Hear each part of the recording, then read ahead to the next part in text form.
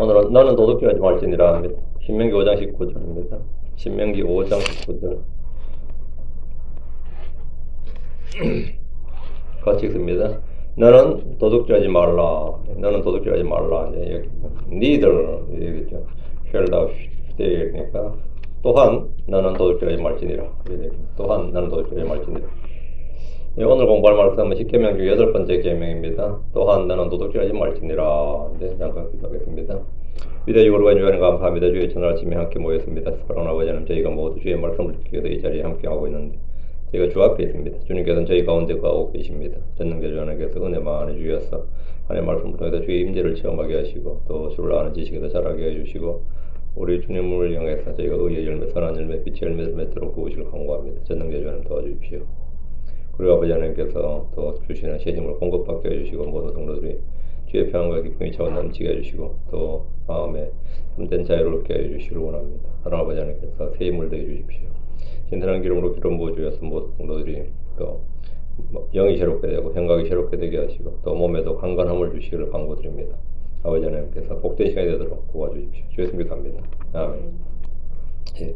오늘 공부할 말씀은 십계명 중 8번째 계명. 너는 또한 너는 도둑질하지 말지니라. 근데 도둑질이라는 것은 남의 물건을 훔치거나 빼앗는, 남의 물건만 아닙니다. 남의 것을 훔치거나 빼앗는 행위 또는 그렇게 하는 사람이란 뜻입니다. 돈은 훔친다는 뜻이고 도적할 때 적은 이제 우리 도적할 때 적은 이제 사람을 협박하거나 공갈하는 걸 말합니다. 도적할 때 도적은 두 가지를 말하죠. 훔치고 협박하는 것. 뭐 공갈 뭐 다 하면서요.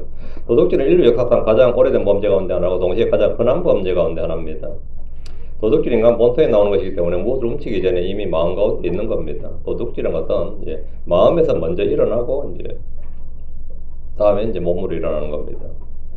도둑질 역시 살인이나 간음과 마찬가지로 우리 마음속 본성에서 나오는 겁니다. 마음속 본성에서 나오는 겁니다. 마태복음 15장 19절에 이런 마음에서 악한 생각, 살인, 간음, 음행, 도둑질, 거짓증은 신통모독이 나오기 때문이요. 마음에서 악한 생각, 살인, 간음, 음행, 도둑질, 거짓증은 신통모독. 마음에서 나오는 것이다. 사람들은 다 도둑질 좋아합니다. 예. 잠언 9장 11절에 도둑질한 물들이 달고 은밀히 먹는 빵이 맛있도다 이런 말씀이 듭니다. 도둑질한 물들이 달고 도둑질한 게 달다죠. 이걸 죄의 쾌락이라고 합니다. 죄의 쾌락이 있는 거예요. 재미있고 뭐가 있다는 거죠. 이것이 거짓된 사악한 인간의 육신의 본성입니다. 어느 나라나 도둑질에 대한 동경과 부러움이 담겨있는 그런 영웅담이 있습니다. 도둑질이 인간의 지혜와 능력이고 기술에 속한 것임을 과시하는 그런 영화나 소설도 많이 있습니다. 제가 학창시절에 흥미있게 읽었던 큰 도둑들 이야기 있죠. 미국 이쪽엔 대도 루팡 이런 거 있고 중국에서 중국의 수호지 같은 게 이제 수호지가 108명의 도둑놈들 이야기예요. 108명의 도둑놈들 이야기가 수호지입니다. 근데 중국 4대 기서 중에 하나에 포함되거든요. 그만큼 인기 많다는 말입니다. 영화화된 거죠. 보안 장치가 잘 되어 있는 은행 등에서도 귀중품을 털어서 유유히 나오는 그런 이제 도둑들의 영화를 보면 보는 사람들이 막 가슴이 아프고 참 안타깝고 그래요. 통쾌하잖아. 기분 좋고. 왜 그렇죠? 내가 동조하기 때문이죠. 글쎄 저런 걸 영화로 만드나 싶고 막 그렇지 않아요. 와 하면서 그런단 말이죠. 지금도 이 세상은 엄청나게 도둑질로 다들 기업 간의 그 산업 스파이라는 게 뭐죠? 산업 도둑이란 말입니다. 정보전 CIA나 FBI 정보전이 뭐죠? 도둑질하는 겁니다. 얼마나 잘 훔치느냐, 정보를 얼마나 잘 빼가느냐, 잘 훔치느냐에 달린 겁니다. 그것이 국가의 운명을 좌우합니다. 도둑질을 얼마나 잘하느냐가 핵심이에요. 도둑질. 그 삼성전자 애플에다가 지금 이거 유리 같은 게 다 공급하거든요. 반도체 칩도 공급하고 많이 하는데 그 애플에서 품질 검사한다고 설계도 주라. 우리가 먼저 검사하겠다 해서 줬더니만 그걸 중국이 줘버린 거예요. 이것도 아주 도둑질은 일상인 거죠. 그 일상입니다. 반대도 마찬가지죠. 또 도둑질 못하면 나라가 유지가 안 됩니다. 도둑질 못하는 정보기관은 정보기관이 아닌 거죠. 정보기관이 아닌 거죠. 이 세상 전체가 다 그렇게 돼 있습니다. 다 그렇게 돼 있어요. 한국 사회들은 부유층의 집만을 털었던 옛날에 조세영 씨라는 사람이 있고 감옥에서 유전무죄, 유전무죄, 무전유죄란 말을 남긴 그 한마디로 그냥 용이 된 도둑놈이 하나 있는데, 그 지강원 씨입니다. 그 재판장에서 한 말이에요. 지가 돈이 없어서 유죄를 받은 게 아니라, 지가 도둑질해서 유죄를 받았는데, 지가 돈이 없어서 유죄를 받았다고 했는데, 그걸 기자들이 써가지고, 돈 있는 유전무죄, 무전유죄 해가지고 완전히 뭐 영웅이 됐고, 탈주해서 도피까지 수많은 화제를 부렸던 신창원 등을 내심 영웅시하는 분위기가 있었습니다. 이는 우리 본성이 그들과 멋지게 화답하며 내심 그리워하는지를 잘 보여주는 예라고 할 수 있습니다. 서양 문화의 바다에 깔리는 그리스 로마 신화가 이 서양의 모든 문화의 그 바탕입니다. 이게 프로메테우스가 하늘에 불을 훔쳐서 인류에다 갖다 준다 이랬죠. 하늘에 불을 훔쳐다가 도둑질이지. 그냥 하나님이 선물로 주거나 그 신들은 선물로 주거나 뭐가 아니라 훔쳐 주기 싫어했는데, 도둑놈 하나가 불을 가져도 도둑이 결국 뭐죠? 인류를 부흥시킨 이야기예요. 그 말은 불을 훔쳐줬으니까. 중국의 장자는 도둑질에도 도가 있다고 했습니다. 제자가 도적의 부하가 그에게 도둑질에도 도가 있습니까? 라고 묻자 그 도척이라는 사람이 대답을 했는데, 도가 없는 곳이 어디 있겠느냐? 방 안에 무엇이 있는지 잘 알아맞추면 성이고, 성자예요. 앞에 나서 침입하는 것은 용맹할 때 용이고, 훔치고 나올 때 맨 뒤에 서는 것은 의고, 잡혀도 내가 주고 잡히겠다는 거죠. 도둑의 성공 여부를 잘 아는 것은 지혜고, 훔친 것을 공정하게 분배하는 것은 인이다. 이 5가지 도리를 갖추지 않는 채 큰 도둑은 없다.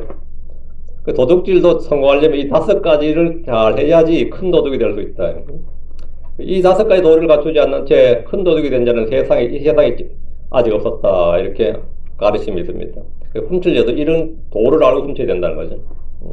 동서양을 막론하고 사람들이 가장 존경받는 도둑놈들이 있습니다. 도둑놈이지만 도둑놈이 아니라 영어로 불린 사람도 있는데, 이런 도둑을 무슨 도둑이라고 그러죠? 의로운 도둑이라고 그래요. 의적이라고 합니다. 의적할 때 의가 의로울 자고, 적이 뭐죠? 도적할 때 적이 의적이랍니다. 의적이란 말은 착한 마귀나 같은 말입니다. 아주 좋은 마귀들, 선한 마귀들하고 같은 그런 말이 안 되는 겁니다. 근데 의적이란 말은 그냥 잘 쓰고 있습니다. 이런 도둑질한 것을 왜 그걸 의적이라고 그러죠? 도둑질 얼마나 많이 하고, 그게 의적이 아니에요. 도둑질한 걸 나누어주는 거예요. 나는 도둑질 안 했어. 남이 도둑질한 걸 나한테 나눠주면 그건 나 만세야. 응? 그건 안 되라. 도둑질한 건 같이 나눠주면 그건 감사한 일이에요. 나눠줬기 때문에 의적이라고 부르는 겁니다. 사람들은 분배만 잘하면 도둑놈도 영웅이라고 부릅니다. 이는 인간 본성이 얼마나 이기적이고 사악하고 탐욕진가를 잘 보여주는 예라고 할 수 있습니다. 유난히 한국 사람들은 도둑질을 관대하게 보는 경향이 있어서 도둑이 들어가는 말이 굉장히 많습니다. 타이를 뭐라 그러죠? 딸도둑이라고 그러죠. 그래서 딸도둑이라고 그래요. 밥을 많이 먹도록 식욕을 돋구는 훌륭한 반찬을 말이죠. 좋은 반찬을 가지고 밥도둑이라고 그럽니다. 일상 언어 자체가 이 도둑이란 말이 많이 뜨죠. 밥도둑에서 밥상 맨 앞에 두죠. 잘 봄삭은 김치를 그런 맛도둑이라고 그러고, 우리가 설이라고 하면 남의 것을 도둑질해서 먹은 이야기가 추억이 되고 미담이 되는 그런 게 설이었다 그럽니다. 이는 우리의 삶이 그만큼 도둑질과 친숙하기 때문입니다. 삭을 굶어서 도둑질하지 않을 사람이 없다, 이런 속담도 있는데, 내 딸의 흉년이나 기근에 따른 인간의 기본적인 욕구를 충족하기 위해서 절박한 행위로 이해된 시기들도 있었고, 이제는 그런 것이 아니라 전문적인 직업으로서의 도둑도 많이 있습니다. 성경에서 사무엘상 3절에 많은 어떤 도둑이 그 줄일 때에 그의 혼을 만족시키려고 그가 도둑질을 하면 사람들이 그를 멸시하지 아니하느니라. 하도 배고파서 도둑질했다 그러면 다들 이해한다는 말입니다. 이와 같이 도둑질은 우리의 삶과 너무나 밀접한 관련이 있습니다. 믿음의 조상 가운데 한 명인 야곱은 그의 이름대로 형의 것을 속여서 빼앗았습니다. 흔히 사기라고 불리는 이 도둑질은 지능형 도둑을 말합니다. 그것도 남도 아닌 쌍둥이 형에게 속여 빼앗았으니 참으로 기가 막힐 노릇입니다. 창세기 21장 36절에 이에 그가 말하였더라. 그의 이름을 야곱이라 하면 옳지 아니하나이까. 그가 이같이 2번이나 나를 속여 빼앗았나이다. 속여 빼앗았다, 이게 뭐죠? 한 단어로 사기입니다. 사기. 그가 나의 장자권을 빼앗더니 보소서 이제는 내 복을 빼앗았나이다. 또 그가 말하였더라. 아버지께서 나를 위하여 남겨둔 복이 없나이까. 야곱은 형 에서의 재물을 훔치진 않았지만 대신 장자권과 복을 빼앗았습니다. 주님은 도둑질과 속여 빼앗는 것을 구분하셨습니다. 마가음 10장 19절에 너는 그 명령들을 안 하니 간음하지 말라, 살해하지 말라, 도둑질하지 말라, 거짓증을 하지 말라, 속여 빼앗지 말라, 내 아버지와 내 어머니를 공경하라는 것이니라. 율법을 쭉 말해주면서 도둑질하지 말라가 나오고 뒤에 뭐가 나오죠? 너는 속여 빼앗지 말라. 도둑질하는 거라고 속여 빼앗는 걸 이제 구분해 주신 거죠. 속여 빼앗는 건 사기란 말이죠. 구약에서 이 둘의 구분이 없고, 구약에서는 구분이 없고 다 포함됩니다. 속여 빼앗는 것은 도둑질과 다른 것이 아니라 도둑질의 지능적인 한 가지 방법입니다. 힘으로 빼앗는 것은 강도고, 속여서 빼앗는 것은 사기고요. 속여서 빼앗는 일은 단순히 도둑질보다 훨씬 더 악질적인 겁니다. 친분을 이용하거나 정을 빙자해서 이런 일을 하는 경우가 너무나 많기 때문입니다. 교회 내에는 야곱의 후예들이 많은 거로 유난히 이런 부류의 범죄가 많습니다. 형제들을 자꾸 속여서 빼앗는 거예요. 근데 그게 직급이 뭐 집사도 있고 장로도 있고 목사도 있고 막 이래요. 속여 빼앗는 거죠. 믿음을 입에 올리면서 신앙심을 도둑질의 수단으로 삼는 겁니다. 나 이래봬도 참 하나님을 두려워하고 잘 믿는 사람이다. 이러면서 도둑질하는 거죠. 훔치는 거죠. 고린도전 6장 8절이 아니라 너희가 부당한 일을 당하고 속여 빼앗되, 여러분 속여 빼앗되, 교회에서 제일 많은 게 속여 빼앗는 거거든요. 그것도 너희 형제들에게 그리하는도다. 그 옛날 구약 참 고린도 교회도 이랬다는 거죠. 교회 내에 사기가 빈번했다. 이거 사기가 빈번했다. 성도들 간에 사기가 빈번했다는 거죠. 교회는 목사를 상대로 사기치는 사람들이야 장로나 집사의 직분을 이용해서 교회를 이용해 먹는 일이나 성도를 상대로 장사해 먹는 일이나 뭐 비일비재하게 발생합니다. 이것은 모두 또한 너는 도둑질하지 말지니라 하는 말씀의 경고를 무시하고 있는 겁니다. 형제들이 부당한 일을 하고 속여 빼앗는 일은 야곱의 피가 그 안에 흐르고 있다는 증거입니다. 이러한 행위는 예수 그리스도의 피로 씻음 받은 자들로서 이는 자신의 혈통을 부인하는 것이고 주님의 피를 헛되게 하는 겁니다. 주님 말씀하시기를 레위기 19장 13절에 너는 내 이웃을 속여 빼앗지 말 것이며 또한 그를 강탈하지 말지니라 품꾼의 삭시 아침까지 밤새도록 내게 머물러 있지 말 것이니라. 이게 법이에요. 너는 내 이웃을 속여 빼앗지 말 것이며 사기치지 말라고요. 그를 강탈하지 말지니라. 이건 힘으로 빼앗지 말라는 거죠. 폭력으로 동원하지 말고. 품꾼의 삭선 아침까지 밤새도록 내게 머물러 있지 말 것이니라. 뒤로 미루지 말라고요. 내일 줄게, 모레 줄게. 이거 다 한국에 어음제도라는 게 있었습니다. 지금도 있을 거예요. 약속어음이라는 게 있습니다. 그거 다 도둑질입니다. 그것도. 3개월 뒤에 줄게, 6개월 뒤에 줄게. 난 물품을 납품했는데 돈을 안 주네. 돈을 안 줘요. 이것은 8번째 계명을 구체적으로 풀어주신 말씀입니다. 우리는 훔쳐야만 도둑질이 아닙니다. 주어야 할 것을 주지 않는 것도 도둑질입니다. 줘야 되는데 안 줘. 도둑질입니다. 저는 예전에 어떤 교회 종료 직책을 맡고 있는 사람이 교회 형제에게 몇천 불짜리 일을 시켜놓고 돈을 주지 않는다는 말을 들은 적이 있습니다. 돈 더 달라고 그러면 누가 안 주냐? 준다고 이런다고. 누가 안 주냐? 누가 떼먹냐? 막 오히려 큰 소리 쳐요. 준다니까 하면서. 그 도둑질이에요. 돈이 필요해서 형제가 찾아가서 돈을 왜 주지 않는다 해도 돈을 주겠다는 약속조차 하지 않더라. 이런 이야기 들었습니다. 그래서 그 형제가 양심이 어떤 걸림도 없습니까? 라고 했더니 난 하나님을 잘 믿어도 주님이 늘 내 마음에 평안을 지켜주신다. 이러더라는 거예요. 이제 뒤집어질 이야기죠. 이것이 바로 이웃을 속여 빼앗는 것이고 강탈하는 겁니다. 그 사람이 말한 평안은 거짓 평안입니다. 그 사람이 갖고 있는 평안은 성령 주신 평안이 아니에요. 거짓 평안이에요. 믿음 있는 형제가 믿음에 따라 행동하지 않음으로써 또는 믿음을 배반함으로써 형제를 속여 빼앗을 수 있습니다. 우리는 이 점을 매우 조심해야 됩니다. 교회 내에서 형제들 사이에 이런 일이 자주 일어나면 형제는 불화하게 되고 주님의 이름은 모독을 받고 말씀의 권위 떨어지고 지역교회는 약화됩니다. 신앙과 인격을 믿었던 형제를 배반하는 것은 그에게서 믿음을 도둑질하는 겁니다. 야곱의 도둑질은 형 에서의 마음 가운데 복수의 불길을 일으키므로 그의 평안한 마음을 도둑질했고 가족 가운데 불화의 씨를 뿌림으로 가정의 평안을 도둑질했습니다. 그가 훔친 것은 단지 장자권과 복만 도둑질한 게 아닙니다. 아버지나 엄마에게도 아버지에게도 평생 근심과 걱정거리를 안겨놓은 겁니다. 제사장 4장 6절에 아무도 어떤 일에서도 정도를 지나서 자기 형제를 속여 빼앗지 말라. 왜냐하면 우리도 너에게 미리 경고하고 정하는 것 같이 죽겠다는 그런 모든 사람들에게 복수하시는 분이시기 때문이라. 주님은 그런 사람들을 복수하신다. 반드시 복수합니다. 내가 이번에 한 건 성공했다 싶어도 반드시 복수합니다. 야곱이 성공했을 때 하나님께서 야곱을 위해서 준비해놓은 한 사람이 있었죠. 라반이었습니다. 다음엔 자기 마누라, 다음은 자기 자식들이었어요. 야곱하고 자기 리브가는 자기 형 옷을 입고 말이죠. 자기 형 에서 옷을 입고 털 붙이고 해가지고 그렇게 아버지 속였잖아요. 그 야곱의 아들들이 아버지 야곱을 어떻게 속였어요? 요셉 옷을 갖고 와서 속였어요. 요셉 옷에다가 피 묻혀가지고 이거 요셉의 옷이냐고 아버지한테 들고 갔다고. 똑같이 당한 겁니다. 똑같이 당했어요. 하나님께서 다 복수하시는 분이라고. 주님의 형제들 간에 속여 빼앗는 이런 도둑질에 대해서 반드시 복수하시는 분이다. 잘 기억해 두셔야 됩니다. 뭐 안 할 것 같죠. 나중에 자식이 날 복수해요. 나 자식이 안 해도 자식은 효자라서 안 한, 효자라서 안 한 것 같죠. 다음에 사이나 며느리가 해요. 그것도 안 할 것 같죠. 그래도 좋은 사람 만났어. 손주들이 복수합니다. 손주들이 복수해요. 개판이 나오거든요. 반드시 합니다. 어디서 나와도 합니다. 사돈이 하든 누가 하든 해요. 누가 해도. 근데 하나님은 그런 모든 사람에게 예외가 없다는 거죠. 모든 사람에게 복수하시는 분이시기 때문이라. 품삯을 도둑질하는 것은 악한 주인들이 하는 짓이고 주님의 보복을 받게 됩니다. 야고보서 5장 4절에 보라 너희 밭을 거둔 품꾼들의 품삯 너희가 사기쳐서 숨겨둔 품삯이 부르짖는도다. 도둑질한 부당의 이득을 취하는 것일 뿐 아니라 정당하게 지급해야 할 것을 지급하지 않는 것도 포함됩니다. 시편 31편 21절에 그 사악한 자는 빌리고 다시 갚지 아니하는도다. 그러나 그 의로운 자는 자비를 보이고 주는도다. 사악한 자는 빌리고 안 갚는다잖아요. 빌리고 안 갚는 놈이 사악한 자예요. 만약 그리스도인이 남에게 빌린 것이 있으면 최대한 빨리 갚아야 됩니다. 반대로 빌려준 것이 있다면 갚지 않아도 용서하는 마음을 가져야 됩니다. 우리는 성경을 통해 야곱이 얼마나 크게 모든 일에 철저하게 복수를 당했는지 잘 알고 있습니다. 야곱은 20년이나 고생을 한 후에 고향으로 돌아오는데 그토록 얻고 싶어서 청춘을 불살랐던 아내 라헬 역시 부창보수고 도둑년이었습니다.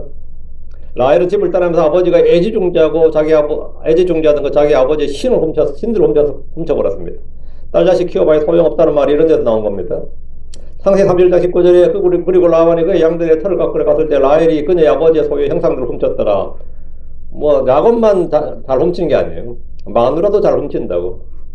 일로 라반은 야곱을 추격했습니다. 이 일에 하나님께서 개입하셔서 라반을 막으셨고 라헬이 들키지 않았기에 살아날 수 있었지 참으로 위험하기 짝이 없었습니다. 부전자전이라고 이번엔 야곱의 아들들 12명 중에서 10명이 공모해서 야곱이 아끼고 사랑하는 아들 요셉을 야곱에게 훔쳐서 팔아버렸습니다. 완전한 도둑놈 집안이 아닐 수가 없습니다. 이것이 저주가 아니면 뭐가 저주겠습니까? 형제를 속에서 빼앗는 도둑질에 대해서 하나님은 결코 그냥 넘어가지 않습니다. 성경 말하기를 데살로니가 4장 6절에 아무도 어떤 일에 서도 정도를 지나쳐 자기 형제를 속여 빼앗지 말라. 왜냐하면 우리도 너에게 미리 경고하였고 그건 경고했다고요. 정하는 것 같이 주께서는 그런 모든 사람들에게 복수하시는 분이기 때문이라. 또한 너는 도둑질하지 말지니라. 이 말씀은 거짓을 행하지 말라는 겁니다. 거짓으로 일을 해서 얻는 소득 역시 도둑질입니다. 거짓을 행해서 얻는 것은 무엇이든 거의 무엇이든 모두 도둑질입니다. 가짜 참기름 들어보셨죠? 가짜 산삼 들어보셨죠? 가짜 꿀, 가짜 한우, 가짜 원산지를 속이든 품질 속이든 가짜 전부 다 도둑질해서 소득을 얻는 겁니다. 도둑질해서. 그 가짜 휘발유도 있습니다. 가짜 명품들 많죠. 짝퉁이라고 하잖아요. 심지어 가짜 신분증도 있고 가짜 학위도 있고 가짜 목사도 있고 거짓 형제도 있고 그 가짜가 너무 많습니다. 모두 다 도둑질입니다. 호세아 7장 1절 3절에 내가 이스라엘을 치료하고자 했을 때 에브라임이 불법과 사마리아에 사악함이 발견되었도다. 이는 그들이 거짓을 행하니 도둑이 안으로 들어오고 강도떼들이 밖에서 노력하는도다. 그리고 그들은 내가 그들의 모든 사악함을 기억하고 있음을 그들의 마음속에 깊이 생각하지 아니한도다. 이제 그들 자신의 행위들이 그들을 에워쌌으며 그것들이 내 얼굴 앞에 있었다. 그들은 그들의 사악함으로 왕을 그들의 거짓말대로 통치자들을 즐겁게 하는도다. 하나님 이스라엘을 치료하고자 하셨지만 에브라임은 온통 가짜와 거짓이 판을 치고 있었습니다. 거짓 예언자들로부터 시작해서 거짓 신들, 우상들이 널려 있었습니다. 덕분에 거짓 신앙이 참 신앙을 대체했습니다. 저울줄 속이는 것은 기본이고 뇌물 받고 재판을 굽게 하는 일도 다반사였습니다. 거짓을 행하는 일이 도둑질한 사실을 알아야 됩니다. 너는 도둑질하지 말지니라. 오늘날 우리 주변에는 도둑질로 먹고 사는 사람들이 얼마나 많습니까? 가격을 속이고 원타지를 속이는 일은 흔합니다. 100불짜리 정도 일을 하고 500불 부른 사람 그것도 도둑질입니다. 마찬가지로 왕에게 아첨을 하고 거짓말해서 관직을 유지하는 것도 도둑질입니다. 오늘 이런 부류의 도둑질이 우리 사회에 너무나 평범하게 퍼져 있습니다. 사람들이 이것을 요령이라고 하거나 지혜라고 생각할지 몰라도 주님이 이것을 도둑질이라고 합니다. 일꾼이 놀면서 돈을 벌려고 하는 것은 보통 사람들도 뭐라죠? 도둑놈 심보라고 정확히 분별하고 있습니다. 그들의 입으로 말해요. 완전 도둑놈 심보네, 이렇게. 월급 루팡이네, 그런 말 하죠. 월급 루팡이란 말 하시죠? 루팡이 도둑놈이 이쪽에 대명사거든요. 월급, 일도 안 하고 돈 받아가는, 월급을 받아가는 그게 도둑질이라고요. 종업원은 하루 정한 시간을 분명히 주인의 뜻대로 일해야 됩니다. 주인의 시간을 잡담하거나 놀거나 게으름을 피움으로써 다른 이유로 보내는 것은 도둑질하는 겁니다. 노동자들이 말이죠. 차 조립하면서 앞에 셀폰 켜놓고 해요. 셀폰 켜놓고 유튜브 보면서 차 조립하고, 그 현대자동차가 오면 그래요. 그 견학 같은 사람들이 기겁을 하는 거지. 쟤들 뭐 하냐고, 지금. 그런데도 뭐 당당해 보면 당당해요. 도둑질하고 있다고. 일하는 시간에 일을 하고 돈을 받아야지, 그렇지 않고 돈을 받는 것은 도둑질입니다. 근로문화가 형성이 안 돼 있어서 한국 사람들은요, 2명 일 시키면 1명 감독해야 된다 그래요. 2명 일 시키면 지들끼리 딴소리하고 소리하고 놀아버리기 때문에 감독관이 1명 뒤에 같이 일해야 된다고. 그래서 인건비가 더 든다는 거예요. 그냥 알아서 하면 좋은데 감독 없으면 일이 안 된다 이거죠. 하도 도둑놈들이 많으니까. 그 도둑놈이 뭐 감을 갇힌 도둑만 도둑이 아닙니다. 일상의 대부분이 다 도둑놈이에요. 저는 여기 바로 옆에 치과가 하나 있거든요. 지금 이름 바뀌었는데 그 원장이 나한테 그랬어. 다 도둑이에요. 다 도둑이에요. 같이 동업하는 의사 치과에서 도둑놈이고, 그 코디네이터도 도둑놈이고, 그 간호사도 다 도둑놈이에요. 저한테 몇 번 이야기했는지 몰라요. 아, 나 민망해서 참. 다 도둑놈이에요. 이런 점에서 성도들 역시 하나님의 시간을 어떻게 쓰느냐가 매우 중요합니다. 우리는 하나님 앞에서 거짓 행할 수 없고 하나님을 속일 수 없습니다. 종업원이 주인의 시간을 주인의 뜻대로 써야 하듯이 성도는 하나님의 시간을 하나님의 뜻대로 써야 됩니다. 그래서 에베소 5장 16절에 시간을 구속할지니 왜냐하면 날들이 약하기 때문이라. 골로새 4장 5절에 밖에 있는 자들을 향해서는 시간을 구속함으로 지혜롭게 걸으라. 시간을 구속하라. 리딤이거든요. 근데 이제 우리나라 성경 계획부터 전부 다 시간을 되찾으라 이랬거든. 시간은 되찾질 못합니다. 시간을 구속하는 겁니다. 구속하는 건 뭐죠? 값을 치르고 사는 거예요. 시간도 사는 겁니다. 대가를 지불하고 사는 거예요. 내가 이 시간 이만큼 뭘 해야 되겠다 하면 이거 다른 시간 해야 되는데, 아니면 그럼 내가 희생을 해야 됩니다. 그 시간을 내가 사기 위해서는. 여러분 교회 오는 것도 시간을 구속하는 겁니다. 이거 이만큼 내가 뭔가를 손해를 봐야 되는 겁니다. 여기. 내가 성경 읽는데 한 시간 시간 내려면 뭔가 희생을 해야 된다고. 그 시간을 구속할지니 왜냐하면 날들이 약하기 때문이라. 골로새 4장과 똑같은 말씀이에요. 밖에 있는 자를 향해서는 시간을 구속함으로 지혜롭게 걸어라. 누가 뭐 골프 한번 치자, 뭐 술 한잔 하자 하면 나 그 시간 없다고. 그 시간 날리고 그만큼 손해를 보는 시간, 그 사람하고 그만큼 손해를 봐야 됩니다. 시간을 그게 구속하는 거예요. 시간을 구속하는 겁니다. 리딤이라고. 그게 여기서 리뎀션 나오는 거죠. 구속, 대속이는 거죠. 주님, 우리가 시간을 죽이는 시간 도둑놈이 되는 걸 원치 않습니다. 거짓대 행하면서 영적인 채 경건한 채 하는 것도 원치 않습니다. 우리는 헌금을 하고도 죽임을 당한 유명한 사기꾼 도둑 부부를 한 명 알고 있습니다. 한 부부를 알고 있어요. 사도행전 5장에 나오는 아나니아와 삽비라죠. 그 아나니아라는 어떤 사람은 그의 아내 삽비와 함께 소유 하나를 팔았더라. 그리고 그의 값에서 일부를 감추었는데 그의 아내 또한 은밀하게 일에 동참하였더라. 또 특정한 부분만 가져와서 그것을 사도들의 발 앞에 두었더라.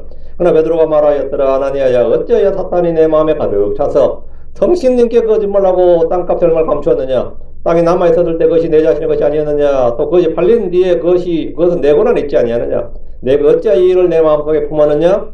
내가 사람들에게 거짓말하지 한 것이 아니라 하나님께 하였도다. 그들은 바나바가 행한 일을 보고 따라했습니다. 그 바나바가 자기 재산 다 팔아가지고 정리해가지고 그냥 사도를 앞에 두니까, 바나바는 뭐 경건한 사람이고 거룩한 사람이고 의로운 사람이 가다 보니까 초대교회에서 존경을 받았죠. 존경을 받아. 이게 문제였어. 돈만 내고 그냥 아무것도 아닌 게 아니라 바나바가 존경을 받는 걸 보니까 나도 뭘 좀 해야 될 것 같은 거예요. 그런 존경을 받고 싶었던 거예요. 그럼 나도 한다 이거지. 바나바가 하는 걸 보고 따라 한 거죠. 땅을 파는 것은 속일 수 없는 문제였기 때문에 땅을 팔아서 얼마를 감추고 모두 낸 것처럼 나도 다 냈다. 내가 다 팔아냈다. 이거 바나바처럼 했다 이 말이죠. 그래서 이제 거짓으로 행했는데 그들은 전부라고 하면서 일부를 냈습니다. 그 일부는 다름 아닌 도둑질이었습니다. 그들은 돈으로 영전을 사해서 사도들 사이에서 신실한 믿음의 소유자란 명예를 얻고 싶었던 겁니다. 인정을 받고 싶었던 겁니다. 오늘 실패했습니다. 만약 들키지 않고 형제를 사이에서 좋은 평가를 얻어서 초대교회 집사나 바나바처럼 선교사로 파송이라도 되었다면 그들은 그것을 도둑질해서 얻은 것에 지나지 않습니다. 우리 이들 부부처럼 뭐 집사나 장로나 목사라는 타이틀을 도둑질해서 걸고 다니는 교인들을 굉장히 많이 봅니다. 거짓말, 살인, 도둑질은 마귀의 본성이 죄로 인해 인간에게 전달된 대표적인 죄성입니다. 요한복음 8장 44절에 너희는 너희 아비 마귀에서 나서며 또 너희 아비의 욕망들을 너희가 행하려 하느니라. 그는 처음부터 살인자였으며 또 진리 안에 거하지 아니하였으니 이는 자기 속에 진리가 없습니다. 그가 거짓말할 때 그는 자기 자신의 것으로 말하니 이는 그가 거짓말쟁이요 또 거짓이 아비이기 때문이라. 마귀는 살인자고 거짓말쟁이고 거짓이 아비입니다. 거짓이 아비. 동시에 그는 도둑입니다. 요한복음 10장 10절에 도둑이 오는 것은 다만 도둑질하고 죽이고 멸망시키는 것뿐이요 내가 온 것은 그들이 생명을 얻게 하고 또 그들도 풍성히 얻게 하려 함이니라. 왜냐면 도둑이 오는 것은 그럼 이 도둑은 뭐야? The thief입니다. 절대 the thief 하면 그 도둑이죠. 예, 그 도둑이에요. 주님은 마귀를 도둑이라고 하셨습니다. 마귀는 에덴 동산에서부터 사람을 거짓말로 속이고 죽이고 하나님께 속한 모든 것을 도둑질해 갔습니다. 마귀는 살인자고 도둑이기 때문에 사람을 훔치고 죽입니다. 인신매매나 유괴나 납치 등 모두 마귀의 속성 인간을 통해 드러나는 대표적인 일들입니다. 출애굽기 21장 16절에 그리고 사람을 훔쳐서 팔거나 만일 자기 손에 둔 자는 반드시 사형에 처해야 할지니라. 사람을 훔쳐서 팔거나 만일 자기 손에 둔 자는 반드시 사형에 처해야 할지니라. 이게 바로 인신매매 유괴예요. 신명기 24장 1절에 만일 어떤 사람이 그 형제 곧 이스라엘 자손들 중에 한 사람 훔쳐다가 그를 상품으로 만들거나 그를 판 것이 발견되거든 그때 그 도둑을 죽일지니라. 그 도둑은 죽이라고요. 이건 배상이 안 되는 겁니다. 이건 사형에 처하라고. 그리하여 너는 너희 가운데서 악을 제거할지니라 합니다. 우리나라도요 70년대 80년대까지도 애들 유괴범 엄청 많았고 인신매매 엄청 많았습니다. 그래서 학교 가면 선생님들 가르쳐 준 이유가 낯선 사람 따라가지 마라 뭐 할 때 하지 마라 맨날 그거 가르쳤습니다. 실제로 하도 많이 도둑이 인신매매 있으니까. 근데 요즘 그렇게 많아요. 요즘 그렇게 인신매매가 지금 한국에 서울에 뭐 각 집에 난리야. 왜 많을 것 같아요? 예, 이거 하면 외교 문제 나오나? 내가 한 거 외교 문제 안 되겠지? 이 심각합니다 이거 지금. 심각해요. 오늘 가장 심각한 문제 중 하나가 사람을 훔쳐서 파는 도둑들입니다. 사람만큼 남는 장사가 없다고 그러잖아요. 원가가 안 들잖아요. 근데 가장 고가야. 원가가 안 드는데 가장 비싸게 팔 수 있단 말이지. 이거만큼 남는 장사 없다. 마약보다 남는 장사가 사람 장사라 그래요. 그 3대 장사가 사람 장사, 마약 장사, 술 장사라 그래요. 대부분의 유민들은 처음에 노예로 팔려온 것부터 시작됩니다. 한국 사람들은 중국으로, 일본으로 많은 사람들이 팔려갔습니다. 현재도 사람을 훔쳐다 파는 자들이 계속 증가하고 있습니다. 하나님은 사람을 훔치거나 상품 취급하는 것을 용납하지 않으시지만 마귀는 계속해서 그런 짓을 합니다. 계시록 18장 12절 13절에 그 상품은 금과 은과 보석들과 진주들이요 고운 아마포와 자주색 옷감과 비단과 종색점과 모든 향목과 온갖 종류의 상아그릇들과 가장 귀한 나무와 녹과시와 대리수로 만든 온갖 그릇들이요 그리고 계피와 향유들과 향유와 유향과 포도주와 기름과 고운 가루 밀과 짐승들과 양들과 말들과 병아들과 여러분 이까지 상품 맞죠? 그 다음 상품이 뭐냐? 마지막에 나오는 게 노예들과 사람들의 혼들이라. 노예들과 사람들의 혼들이라. 많은 사고 파는 상품들 가운데 두 가지가 있습니다. 특정한 것. 노예들과 사람들의 혼입니다. 사고 파는 많은 상품들 가운데. 이것은 마지막 시대에 있을 실제 현상입니다. 마지막 때 노예들과 사람들의 혼이 합법적인 시장에서 합법적으로 거래될 것임을 말해주고 있습니다. 지금도 뭐 돈만 있으면 중국 가면 다 장기식 돼요. 중국의 수출품의 수입의 상당 부분이 장기식입니다. 이거 얻어보자는 이제 장기식을 하려고 하는데 이거 장기가 얼마나 잘 보관되는지 모르니까 한 사람 옆에 갖고 와서 거기서 떼서 달라고 그래요. 그렇게 요청을 했다는 거예요. 한 사람 잡아서 한 사람 장기 떼서 바로 이 시기에 달라고. 보관되어 있는 거 갖고 오지 말고. 그럼 생체 데이터 정보가 다 있어야 되죠. 생체 데이터 정보가 중요하잖아요. 사람을 잡아 오려면 나하고 혈액형도 맞아야 되고 뭐가 다 맞아야 될 거 아니에요. 그 생체 데이터 정보가 다 있다는 거지. 이게. 다 있으니까 당신 데이터하고 이거 맞는 걸 찾아냈는데 바로 잡아서 해주는 거예요. 이번에 전승절 행사했는데 푸틴하고 시진핑이 같이 걸어가면서 대화를 나누는 거예요. 그래서 푸틴이 이제는 장기 이식이 발전해가지고 뭐 장기만 떼다 바꾸면 150세도 살 수 있다. 당신은 날이 갈수록 젊어 보인다. 그러니까 시진핑이 또 하다고 그런 거예요. 150은 거뜬하다고. 150세는 뭐 이제 사는 건 문제 없다고. 근데 그게 로이터 통신으로 전 세계 방영된 겁니다. 그 지나사에서 그 다 지워달라고 해가지고 지금 다 지웠는데 지우긴 영상은 지웠어요 지금 다. 근데 이거 다 퍼지고 난 후야 지금. 그런데 지금 이 두 놈이 대화가 뭐야 지금 가면서 그러고 있는 거예요. 섬뜩하죠 듣는 사람들이. 얘들은 그걸 할 수 있는 사람들이잖아요 실제로. 진짜 할 수 있는 사람들이잖아요.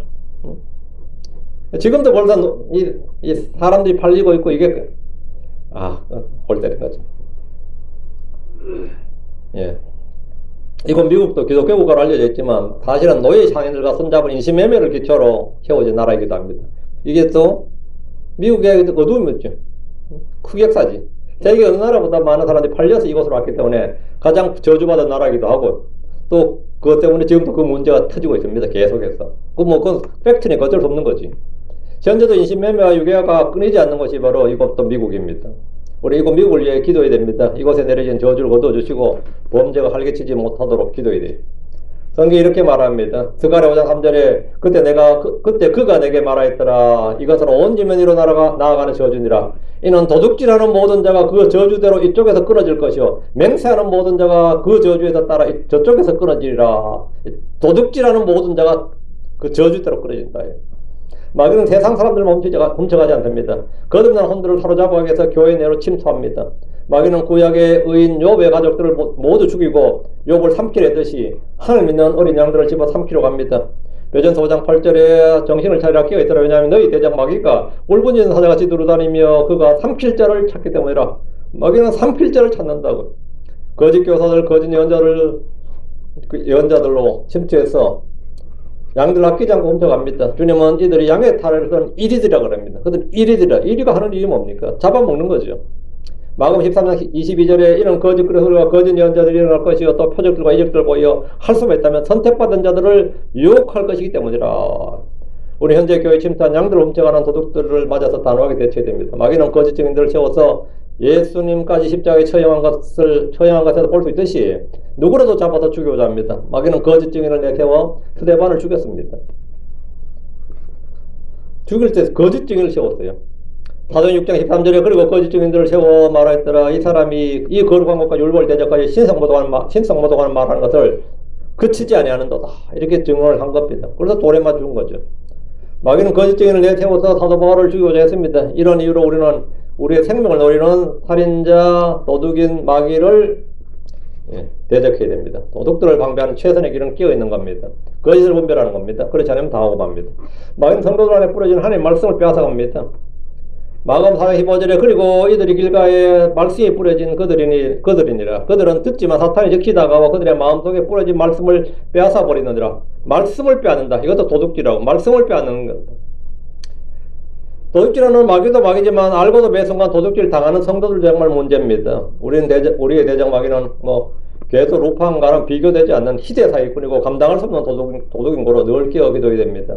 주님의 말씀을 도둑질하는 일은 창세기 3장부터 요한계시록 20장까지 끊이지 않습니다. 유대가 멸망한 이유 가운데 하나는 하나님이 일찍부터 보내주신 말씀을 도둑질한 자들이 있었기 때문입니다. 예레미야 3장 3절에 그러므로 보라 나는 그 예언자들을 대적하노라 주께서 말씀하시니라 자기 이웃에게서 각기 내 말들을 도둑질하는 자들이니라. 예언자들이 말씀을 주는 게 아니라 말씀을 도둑질한다고. 왜 그게 뭔 말 같아요? 진리를 말해놓으면 예언자들이라는 놈이 아니면 장로들이 거짓 교사들이라고 목사들이라는 놈이 그거 그 뜻 아니야 그거 아니야 이래버린다 그죠. 말씀을 받아놨는데 말씀 받고 문에 누리고 있는데 에이 잘못하셨네 그 뜻 아닌데 하긴 나도 그짓 말했다. 왜냐면 에이 그거 아니에요 그거. 예정론까지 내가 하나님께 택함 받았다고 막 하는데 에이 그거 아니에요. 그리고 제가 지금 제일 한번 지금 돌아가시는 어르신인데 제일 했던 게 수련회 교회 여름 수련회 갔잖아요. 여름 수련회인데 그분이 진짜 은혜로운 간증을 했어요. 그분이 어떻게 구원받았냐면 진짜 어른 돼서 자기 마누라 따라 가정의 평안에서 마누라 따라 수련을 따라갔대요. 수련회를 일반 주일 예배가 아니고. 근데 그 설교가 이제 탕자의 비유인데 탕자가 밖에서 오는데 아버지가 멀리서 보고 있다가 달려가서 예. 안아주고 뭐 옷과 가리비도 쭉 나오죠. 그러다 아버지가 언제 탕자를 용서했습니까? 이렇게 이제 물었어요. 목사님이. 언제 탕자를 용서했어요? 한 돌아오기도 전에 용서했다는 거지. 돌아오기도 전에. 이 사람 그때 얼마나 감동을 받았는지 그날 예수 믿어버린 거예요. 그냥 그날 예수 믿고 이제 평생 죽을 때까지 신실한 그리스도인으로 살았어요. 근데 그건 늘 간증하세요. 근데 그냥 나도 이제 그 이야기 몇 번 들었기 때문에 듣고 있다가 제가 그랬어요. 그 아들은 본래부터 아들이었어요. 그랬거든요. 그 탕자는 본래부터 아들이었어요. 아들 아닌 사람이 아들 되는 게 구원이지, 아들인 사람이 회개한 거는 그건 구원 아니에요. 그건 지금 구원받은 건데 이해는 안 돼. 막 뒤집어지더라고. 내가 그 사람 믿으면 깨놓은 거예요, 사실은. 그건 산타클로스 없다는 이야기도 한 거야, 애들한테. 난 진리를 가르쳐 준다고. 그건 좀 다른 이야기죠. 그분 연세가 많으셨거든요. 근데 그분은 그 수련회 2박 3일 내내 헤매시더라고. 내가 괜한 말 한 거야. 응? 나는 그 바로잡아, 어쩌죠, 바로잡으려다 했다가, 나 지금도 미안해, 솔직히. 괜한 말 했다, 싶어요. 그때 괜한 말 했다. 그 아들은 본래부터 아들이었어요. 내가. 아휴. 이게 말조심. 그런데 여기 지금 이 예레미야 2~3장에 나오는 말이죠. 자기 이웃에게서 각기 내 말들을 도둑질하는 자들, 내 말들을 도둑질한다 이거예요. 성경 이야기하는데, 그런 거 없다고. 다 문제 많다고. 이러면서 자꾸 진리를 깨뜨리는 분들이 있거든요, 실제로. 계속 뭐 이야기하면 말씀을 도둑질한 자들이 있고 대적한 자들이 있다고요. 있어요. 주님이 말씀하시지 않는 것들을 말하는 것은 모두 주님의 말씀을 도둑질하는 것이고, 말씀하신 걸 자꾸 부정하는 것도 도둑질하는 겁니다. 기록된 말씀을 이야기하는데 자꾸, 제가 이야기하는데 자꾸, 윤목사 해석이래. 자꾸 윤목사 해석이래. 내가 윤목사 해석이 아니라 기록이 그렇게 돼 있다고. 기록이 그렇다고 했는데 자꾸. 그게 뭐 내 해석이면, 뭐, 쥐가 그렇게 말하면 쥐 해석이지. 오늘 강단에서 성경이 아닌 이상한 것을 설교하라고 하는 모든 목사나 봉사를 선교사들, 간증장사들은 다 주님의 말씀을 도둑질한 도둑놈들입니다. 또한 너는 도둑질하지 말지니라, 이 말씀은 하나님의 영광을 훔치지 말라는 겁니다. 마귀는 하나님의 영광을 가로채게 합니다. 하나님께 돌아가야 할 합당한 영광을 자신이 취하게 함으로써 도둑질하도록 합니다. 하나님께 합당한 영광을 돌리지 않는 것이 도둑질입니다. 사도행전 12장 21절에서 23절. 그리고 지정한 한날에 헤롯이 왕복을 차려입고 그의 왕자에 앉아 그들이 연설하였더니 이에 백성이 환호하며 말하였더라. 그것은 신의 음성이요 사람의 음성이 아니로다. 이에 즉시 주의 천사가 곧 그를 쳤으니 이는 그가 영광을 하나님께 돌리지 아니하였기 때문이라. 이에 그가 벌레들에게 먹겨 숨을 거두었더라. 헤롯이야 뭐 본래 크리스천도 아니고 이교도잖아요. 이방왕인데 뭐 사실은 유대의 왕이긴 하지만 자체가 이교도고 이방인이라고요. 근데 막 사람들이 막 그걸 하나님으로 막 추앙한 거예요. 근데 그걸 다 접촉 받는 거지.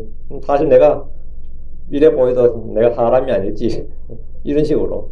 하나님께서 사람들 앞에다 공개로 그걸 쳐버린 겁니다. 많은 사람들이 하나님께 영광을 돌린 대신에 우상들이나 피조물들의 영광을 돌리거나 자신의 영광을 취함으로써 망합니다. 헤롯은 하나님께 영광을 돌리지 않고 도둑질했다가 그 자리에서 죽었습니다. 느부갓네살도 마찬가지입니다. 그런 야생 짐승처럼 되어버렸습니다. 자기가 이룬 왕국을 봐도 너무 자기가 황홀한 거예요. 내가 한 일을 내가 봐도 황홀해. 그는 왕국과 권세와 영광을 자신의 손에 이룬 것으로 말했습니다. 그는 하나님 그를 낮추시며 그 모든 걸 누가 주었는지 알게 해주었습니다. 오늘 많은 성도들이 하나님께 돌아갈 영광을 도둑질하고 있지 않습니까? 은근히 자신의 수고와 공로가 들어가서 자랑하며 뻑이 보입니다. 이 교회 참 정말 엄청 고생해서 이래 된 겁니다 하면서 그렇게 말해요.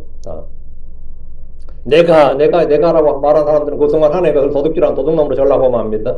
위대한 성군 다윗이 범한 죄가 뭐냐? 그는 인구조사를 함으로써 하나님 이루신 일을 자신의 능력으로 이 오늘의 부강한 이스라엘을 건설한 줄로 착각한 겁니다. 그때 주님은 역병으로 7만 명이나 죽는 무서운 심판을 내리셨습니다. 우리 늘 겸손하게 모든 영광을 주님께 돌리는 성도들이 되어야 됩니다. 또한 너는 도둑질하지 말라는 말씀은 믿음과 삶이 일치해야 된다는 말씀입니다. 대부분 성도들이 믿음과 실행이 따로 노는데 주님은 그걸 도둑질이라고 합니다. 도둑질. 로마서 2장 21절에 그런즉 너는 다른 사람들을 가르치며 내가 내 자신을 가르치지 아니하느냐. 너는 사람이 도둑질해서는 안 된다고 선포하면서 내가 도둑질하느냐. 너는 사람이 도둑질해서 안 된다고 선포하면서 너는 도둑질하느냐. 네가 가르치는 하고 네가 말하는 것하고 네가 지금 아는 것 그거하고 네가 행동은 다르다 이거죠. 특히 유대인들이 있고 크리스천들이 그런 죄를 많이 짓죠. 하나님의 말씀은 남을 가르치기 전에 먼저 자기 자신을 가르친 자 써야 됩니다. 이것은 매우 중요한 문제입니다. 실제로 이런 예는 복음서에 있습니다. 누가복음 19장 46절에 그들에게 말씀하시되 기록되어 있되 내 집은 기도하는 집이라. 그러나 너희가 그것을 도적들의 소굴로 만들었도다. 너희들은 성전도 도둑들의 소굴 만든 놈들이다. 이게. 그러니까 성전에서 일하는 사람, 도둑들의 소굴에서 일한 너희들은 다 도둑놈들이다 이 말이지. 유대인들은 성전을 하나님의 집이라고 믿고 가르쳤습니다. 그런데 실행은 어땠느냐고. 말은 하나님의 집이라고 그러는데 장사하는 집을 만들어버린 거죠. 그래서 이들은 도둑놈이 되고 말았습니다. 물질적인 것을 얻기 위해서 영적인 것을 이용하는 자들은 다 도둑질입니다. 또한 너는 도둑질하지 말지니라. 이 말씀은 남의 것을 가로채지 말라는 겁니다. 이것은 물질적인 것만 말한 거 아닙니다. 애정과 관심과 평판 등 무형의 모든 걸 다 포함합니다. 다윗의 아들 압살롬은 반란을 일으키기 전에 먼저 도둑질부터 시작했습니다. 다윗에게 가야 할 백성들의 마음을 도둑질한 겁니다. 사무엘하 15장 6절에 그리고 왕에게 재판을 정하러는 온 이스라엘에게 압살롬이 이런 방식으로 행하였더라. 이처럼 압살롬이 이스라엘 사람들의 마음을 훔쳤더라. 이건 마음을 훔쳤대. 돈을 훔친 게 아니고요. 마음을 훔치는 것은 어떤 재물을 훔치는 것보다 더 큰 것을 훔치는 겁니다. 다른 사람의 신뢰를 훔치고 애정을 훔치고 이렇게. 유혹이란 본래 대상과 방향에서 벗어나도록 하는 건데 그것이 바로 도둑질입니다. 남의 여자한테 어트랙션한 것도 다 도둑질인 겁니다. 그 관심을 자기한테 돌리는 거. 니는 네 마누라 사랑하고 니는 네 남편 사랑해야 되는데 네 남편 사랑하지 말고 날 사랑해라. 네 마누라 사랑하지 말고 날 사랑해라고. 그게 다 도둑질이지. 뭐가 도둑질이에요. 모든 불륜 음행은 다 도둑질입니다. 자기 주인에게 가야 할 존경과 사랑을 중간에서 가로채는 것, 그것도 도둑질이고, 신뢰를 빼앗는 것도 도둑질이고, 누군가에게 좀 더 좋은 점들을 얻기 위해서 인정을 받기 위해서 이미 인정받고 신뢰받는 사람들을 흠집내고 모함하고 깎아내는 것도 도둑질입니다. 아, 그 사람 별거 아니에요. 제가 더 잘해요. 그거 다 도둑질입니다. 그래 남의 남편에게서 훌륭한 아내란 말을 듣거나 남의 아내에게서 좋은 남편이라는 소리를 기분 좋게 듣는 사람들은 분명히 미친놈 아니면 미친년이 틀림없습니다. 다른 사람한테 그런 말 들으면 안 돼요. 자기 남편한테 좋은 마누라, 훌륭한 아내라 소리 들어야 되고 자기 마누라한테 내가 훌륭한 사람 들어야 되지. 내 마누라 나를 개차반이라 그러는데 다른 남의 여자하고 나를 참 훌륭한 남편이라 그러면 진짜 그 황당한 이야기가 그런 황당한 이야기 없어요. 이게 자존심이 강하고 명예욕이 강한 사람일수록 이런 도둑놈의 근성도 굉장히 강합니다. 남이 잘 되는 걸 보지 못하는 사람 역시 이런 도둑 근성에서 벗어나지 못한 겁니다. 그래서 분명히 도둑질한 개념을 갖고 마음속에 새겨둬야 됩니다. 또한 너는 도둑질하지 말지니라. 이 말씀은 청지기적 경제관을 가지란 말입니다. 우리가 주님의 것을 도둑질할 때 주님은 그들의 속을 헛되게 만들어버립니다. 말라기 3장 8절 9절에 보면 사람이 하나님을 강탈할 수 있겠느냐. 그러면서 너희는 나를 강탈하였다. 그러나 너희는 말하되 우리가 어떻게 주를 강탈하였나이까. 거듭고 11조 헌물들 했습니다. 너희가 저주를 받았나니는 너희 이 온 민족이 나를 강탈하였기 때문이라. 주님은 저주를 할 것이다 이렇게 말하였고 이미 저주를 받았다고 말씀하셨어요. 이는 그들이 충분한 소출을 얻지 못했기 때문입니다. 모든 사람들은 다 11조를 냅니다. 하나님께 내든가 마귀에게 내든가 둘 중에 하나입니다. 11조로 나갈 돈을 병원에 내었든가 권리금으로 보건에 내었든가 변호사비로 나갔든가 친구나 친척에 간절한 역적으로 그들에 내었다가 떼어 먹혔든가 약값으로 내었든가 병원비로 아니면 수입이 적게 들어와서 죽을 쓰고 있든가 저도 아니면 말년에 일시불로 재산의 반 이상을 위자료로 내든가 자신이 자식들이 들고 치든가 별의별 연상이 다 일어납니다. 반드시 지불하게 되어 있습니다. 하나님 것을 하나님 것으로 하나님 것을 하나님께로. 한국교회는 오랫동안 이 사이비 부흥사들이 헌금을 가르치는 진짜 몇십 년, 수십 년, 100년도 이제 그런 세월이 있었어요. 수십 년 세월이 있었습니다. 그러다 보니까 헌금 이야기하는 목사는 양식이 없는 목사, 탐욕스러운 목사, 사이비 목사처럼 그렇게 굳어져 버렸죠, 이미지가. 그 연보나 헌금, 구제에 대한 설교를 하지 못한 적, 그런 특히 킹잼 성경 쓰는 설교자들은 말을 못합니다. 이 킹잼 성경 쓰는 교회들은 그래서 대부분 다 교회가 허약해요. 제가 아는 몇 교회 빼고는 대부분 다 11조를 제대로 안 합니다. 11조가 왜요? 율법이 아니니까. 우리 신약교회들은 교리적으로 율법이 아니잖아요. 율법이 아니니까. 그래서 지역교회 굉장히 약해요. 근데 11조는 안 하더라도 그리스도인의 경제관이나 물질의 삶이나 돈에 대한 것은 삶의 가장 기본적이기 때문에 반복적으로 이 성경적 가르침이 필요합니다. 성경적으로 가르쳐야 돼요. 11조를 잘하는 건 대단한 믿음이 아닙니다. 나의 돈이 다 주님의 소유라는 걸 인정하는 겁니다. 그게 11조인데 구약의 11조는 세 가지였기 때문에 사실은 30%예요. 그래서 미국도 기본적으로 건국의 아버지들이 세금은 30%를 넘어서는 안 된다 그랬어요. 세금은 30%를 넘어서는 안 된다. 근데 그 말은 맞아요. 근데 지금 고소득자 50% 넘거든요. 30%가 넘으면 사람들이 근로의욕이 꺾이고 이렇게 바칠 바엔 차라리 내가 뭐 하려고 이래야 되는 거죠. 그게 뭐 급여를 한 50만, 연봉 50만 불 받는다면 엄청 많이 받는 거잖아요, 실제로. 50만 불 받는데 어떤 분이 그러더라고요. 뭐 세금 떼고 뭐 떼고 나니까 50% 넘게 나가더라 이거죠. 50%더 나가더라 이거예요. 그러면 이제 근로의욕이 확 꺾인다 이거예요, 근로의욕이. 성경적으로는 이제 보통 10%, 유대인들 다 10% 냈느냐, 그건 아니지. 약 30% 냈습니다. 11조 종류가 세 가지였기 때문이죠. 예. 11조를 다룬다. 이게 대단한 믿음 아닙니다. 나의 돈이 다 주님의 소유다. 내 모든 것이 다 주님의 소유다. 이거죠. 이걸 인정하는 건데, 우리는 다만 주님이 주신 것을 청지기로서 관리할 뿐입니다. 우리가 헌물을 드리고 성경금 내고 구제를 잘하고 뭐 선을 행하고, 이건 주님을 이해하는 일이지만 결국 우리의 행복을 위한 것, 우리의 복을 위한 것, 우리의 형통을 위한 일입니다. 신명기 10장 13절에 내가 이날 내게 명령하는 주의 명령과 우리 법규들을 지키라는 것은 내게 선을 행하기 위함이 아니겠느냐. 주님께서 for thy goodness, 네 자신이 잘 되고 네 자신의 유익을 위해서, 네 자신을 위해서. 이 굿을 우리 성경이 번역이 어려워가지고요. 개혁부터 모든 역할이 다 달라요. 이 굿이 선함이죠. 그러니까 내 행복을 위하여, 내 복을 위하여, 내 형통을 위하여, 내 유익을 위하여 다 번역이 다 다른데 그냥 있는 그대로 내게 선을 행하기 위함이 아니겠느냐. 주님께서 율법을 왜 지키고 법규를 왜 줬느냐 이거. 주님이 우리에게 선을 행하기 위한 것이라고. 주님께서 우리에게 잘되게 하기 위한 것이라고. 우리 모든 게 주님께 나온 것을 인정하기 때문에 그 일부를 주님께 드림으로 올바른 관계성을 지속적으로 유지하는 겁니다. 우리가 번 소득이 우리의 땀과 노력이 전부가 아니라 주님의 손이 함께 했음을 입술로가 아니라 물질로 고백한 것이 바로 11조가 들은 헌금과 구제입니다. 주님이 베푸신 은택에 대한 믿음의 표현이라고 할 수 있습니다. 탐욕에 매인 사람들은 마음과 입술로만 표현하고 싶어하지 결코 지갑을 열려고 하지 않는 법입니다. 실제로 하고 실제 믿음하고 실행이 같지 않은지는요, 자기 자신이 행하는 걸 보면 알 수 있고, 내가 그렇게 믿으면 그렇게 행하겠지. 근데 내가 말하는 거하고 같이 행하지 않으면 나도 실제 그렇게 안 믿는다는 뜻입니다. 그 다음에 내가 믿는 걸 내 자식에 똑같이 가르치지 않으면 그것도 내가 믿는 게 아닙니다.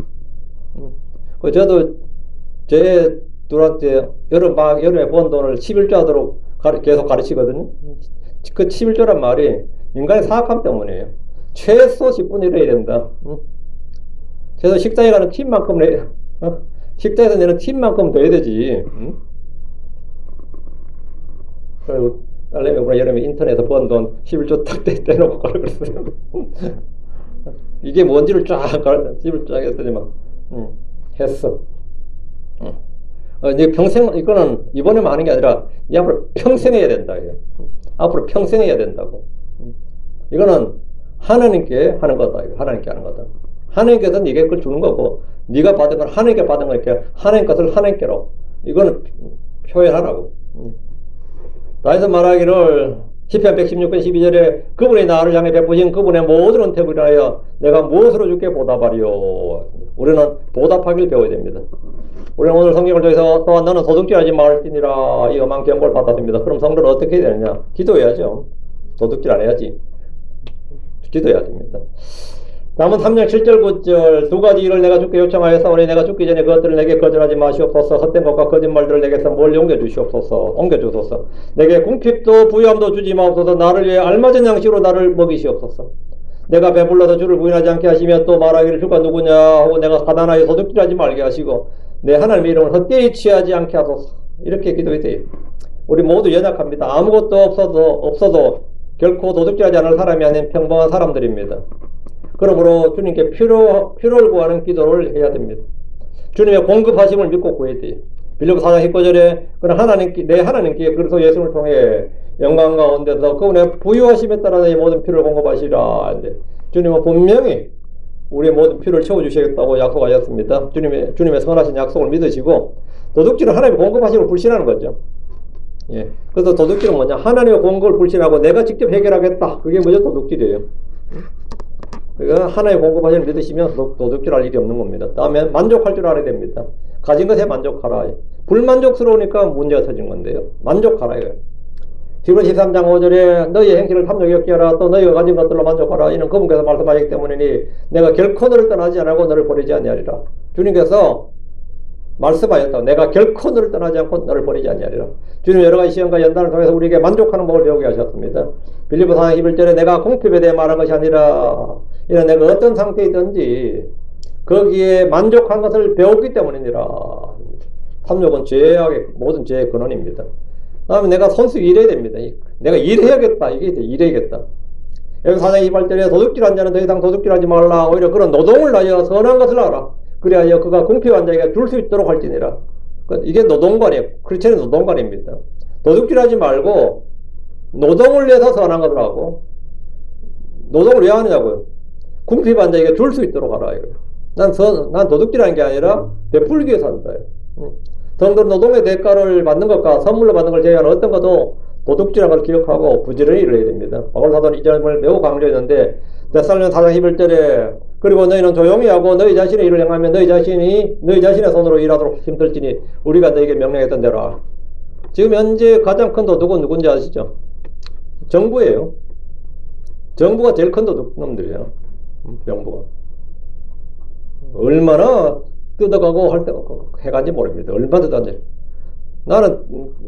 저도 한국에 있으면 제일 황당한 건 대한민국은 사망세가 있다요. 죽었으면 죽은 놈의 대가를 지불해야 돼. 국가에 죽었으니까 사망세가 있다고.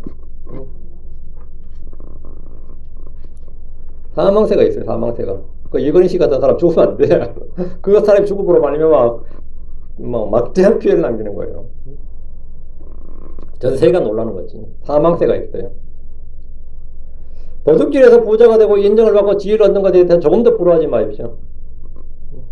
성경은 말하기를 누구든지 도둑과 짝하는 자는 자기 자신의 혼을 미워하니 그는 저주를 듣고서도 그것을 드러내지 아니하느니라. 예. 도둑과 짝한 자는 자기 자신의 혼을 미워하는 자다 했습니다.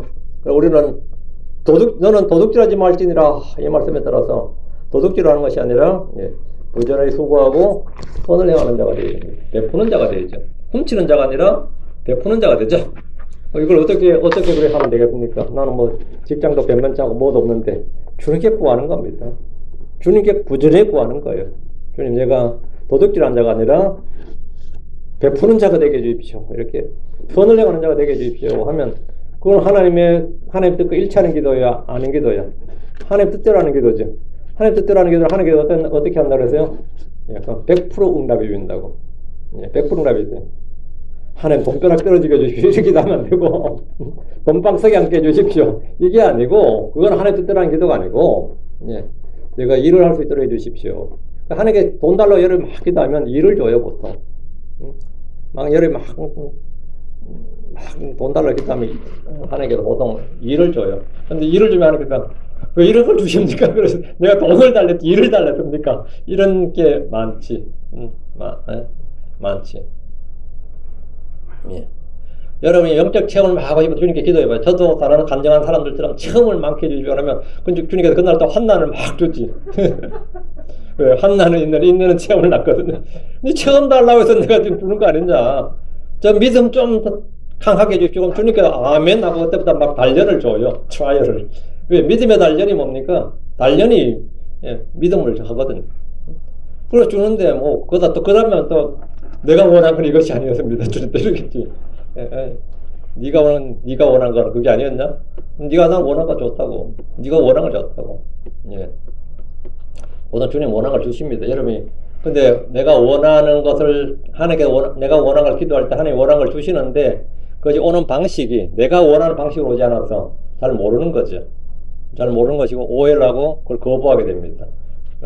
하나님 주는 거 주면 또 아니더라고 막 난리인데 주님께서 우리에게 선을 행할 수 있는 힘을 주시기를 원합니다. 기도합시다. 이대적으로 하나님 감사합니다. 하나님 이 시간 좀 말씀을 전했는데 전해진 모든 말씀들이 성도들이 잘 전달되게 해주시고 또 듣는 모든 분들도 이제 특히 저희가 크리스천들로서 하나님 정도로서 하나님 외에 어떤 것에 공급을 의지하지 않도록 해주십시오. 우리는 저희 자신을 의지하지 않고 다른 사람을 의지하지 않고 정부를 의지하지 않습니다. 오히려 저희는 모든 것을 만드시고 모든 걸 향유하게 하시고 누리게 하시는 주님을 신뢰합니다. 모든 공급하시는 우리 주님을 신뢰합니다. 할아버지 하나님께서 은혜 주셔서 저희가 훔치는 자가 아니라 도둑질한 자가 아니라 오히려 주님보다 받아서 선을 행하고 공급하는 자가 되고 또 풍성히 베푸는 자가 되도록 해주시기를 원합니다. 함께 해주십시오. 주의 성기도합니다. 아멘. 아멘.